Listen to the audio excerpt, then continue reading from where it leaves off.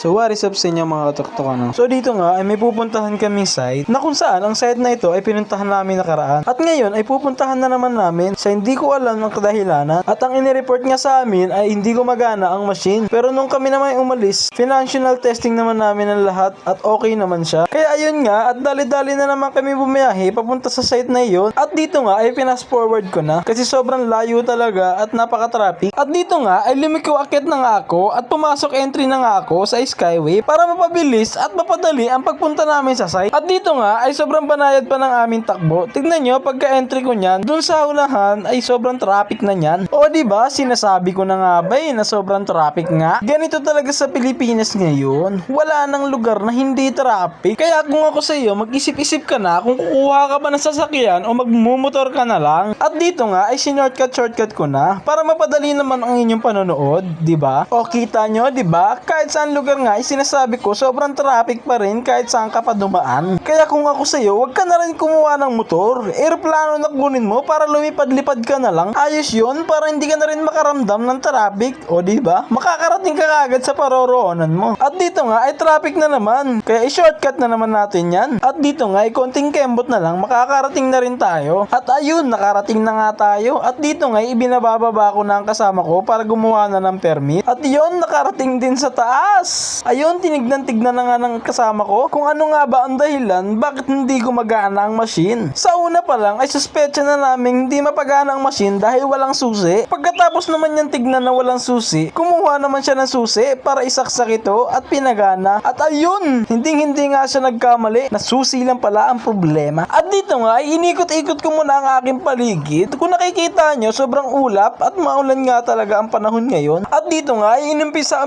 na nilang i-operate ang machine. At pinatesting na rin namin ang lahat ng limit kung okay ba at gumagana. At dito nga ay tuloy-tuloy pa rin sila sa kanilang pag-ooperate. Sige lang, galawin nyo lang ng galawin, i-move nyo lang ng i-move para malaman namin kung may trouble pa o may magiging problema pa hanggat nandito pa kami. At dito nga ay panoorin nyo lang kung ano ang gagawin nila. Tignan nyo lang hanggang sa matapos sila sa pag-ooperate nila. Antayin nyo hanggang sa bumaba sila. Pag naging okay na at magsisenyas naman yan sila na okay na, edi okay na. At ako'y naaasar na dahil sa sobrang haba naman ng video na to. At dito ngayon sa tingin ko ay okay na. Kaya tinanong ko naman sila kung okay na. At dito na may bumalik-balik na agad kami sa opisina. At dito ngayon umakyat-akyat na nga ako agad sa Skyway para makabalik na ng opisina. So yun lang pala yun guys. Dahil lang sa isang susi, napapunta pa kami sa isang site. So yun lang guys. Maraming salamat sa panonood. God bless you all!